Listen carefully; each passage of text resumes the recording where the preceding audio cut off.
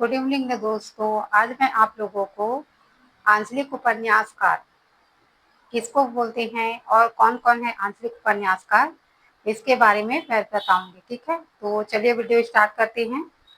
तो आंचलिक उपन्यासकार किसे कहते हैं देख लेते हैं। कि आंचलिक उपन्यासकार वे उपन्यासकार जिसने, ये जिसने है ना, ग्रामीण अंचल की मान्यताओं, परंपराओं और संस्कृति आदि का वही की भाषा में वर्णन हो या वर्णन किया हो, उन्हें आंचलिक उपन्यासकार कहते हैं। ठीक है, वे उपन्यासकार जिनमें जिसने ग्रामीण अंचल की मान्यताओं, परंपराओं, संस्कृति आदि को वही की भाषा में वर्णन किया हो, उसे आंचलिक उपन्यासकार कहते हैं। ठीक है, तो आंचलिक उपन्यासकार यहाँ पे 9 है, दी हूँ, यहाँ पे देख लीजिए। उसका जन्म मृत्यु भी है यहाँ पे। देवेंद्र सत्यार्थी है, जिसका जन्म 1908 से 2003 तक है। नागार्जुन है 1911 से 1998 ईस्वी। फणीश्वर नाथ रेणु 1921 से 1977। विवेकी राय 1924 से 2016 ईस्वी। रामदरस मिश्र 1924 से, अभी इसकी हाल फिलहाल मृत्यु हुई है, लेकिन इसका मेंशन मैं नहीं की यहाँ पे। और श्री लाल शुक्ल है 1925 से 2011 ईस्वी। राही मासूम रजा 1927 से 1992 ईस्वी।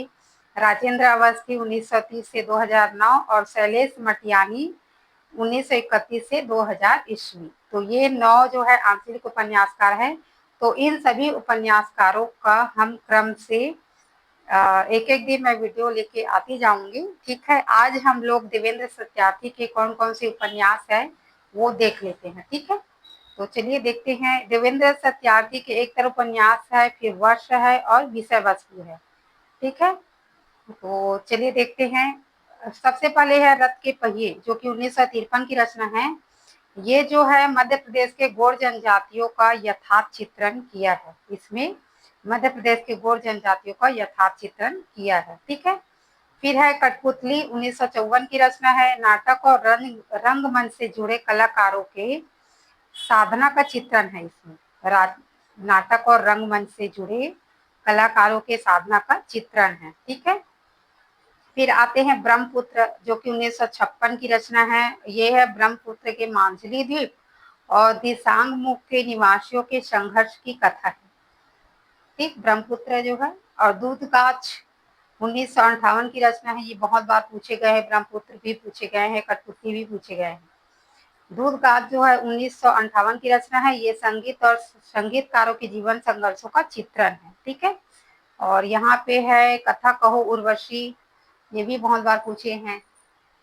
ठीक है, तो ये 1961 की रचना है। ये मूर्तिकार की संवेदना और साधना का अंकन है इसमें।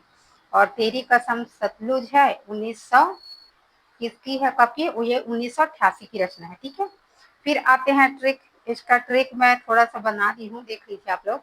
देवेंद्र के रथ के पहिए से कठपुतली टूट गई। ठीक है, देवेंद्र के रथ के पहिए से, देवेंद्र सत्यार्थी ली हूँ मैं। और देवेंद्र के रथ के पहिए कठपुतली, ऐसा है। यहाँ पे देख लीजिए आप, रथ के पहिए कठपुतली ब्रह्मपुत्र। तो यहाँ पे मैं लिखी हूँ, देवेंद्र के रथ के पहिए से कठपुतली टूट गई, टूटकर ब्रह्मपुत्र नदी में गिर गई। गिरते ही दूध गांच से कथा कहो उर्वशी की आवाज आने लगी। तब उर्वशी बोली, तेरी कसम सतलुज मुझे कथा नहीं आती। ठीक है, तेरी कसम सतलुज मुझे कथा नहीं आती, ऐसा करके। तो ये ट्रिक है। एक बार और पढ़ देती हूँ। देवेंद्र के रथ के पहिए से कठपुतली टूटकर ब्रह्मपुत्र नदी में गिर गई। गिरते ही दूर गांच से कथा कहो उर्वशी की आवाज आने लगी। तो उर्वशी बोली, तेरी कथम सतलुज मुझे कथा नहीं आती है, ऐसा करके। ठीक, और इसका नोट और कुछ दिया। हाँ, जो सत्यार्थी जी के 3 उपन्यास जो है, कठपुतली है, दूध गाछ है और कथा कहो उर्वशी, तीनों जो है कला जगत को समर्पित है। ठीक है, ये तीनों उपन्यास जो है कला जगत को समर्पित उपन्यास है। तो ऐसा भी पूछ सकते हैं कि कला जगत से संबंधित उपन्यास कौन सा नहीं है, ऐसा करके दे सकते हैं। ठीक है, ये तीनों ऑप्शन दे देंगे, 4 ऑप्शन दे देंगे, तीनों में से ऐसे छांटना रहेगा, ऐसा भी रहते हैं। तो आप लोग देख सकते हो, इसी वजह से मैं यहाँ नोट करके लिख दी हूँ कि सत्यार्थी जी के 3 उपन्यास कठपुतली, दूधगाछ, कथक और उर्वशी तीनों जो है कला जगत को समर्पित है। ठीक है, तो ये हो गया आज का वीडियो। आशा है आप लोगों को पसंद आएंगे। ठीक है, तो चलिए फिर नेक्स्ट वीडियो में मिलते हैं।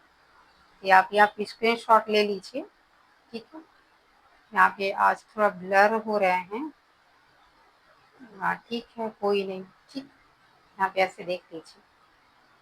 ठीक है, तो चलिए तब तक के लिए धन्यवाद। वीडियो देखने के लिए धन्यवाद। अगर वीडियो आपको पसंद आए तो प्लीज लाइक कीजिए, कमेंट कीजिए और सब्सक्राइब कीजिए। ठीक है, थैंक यू।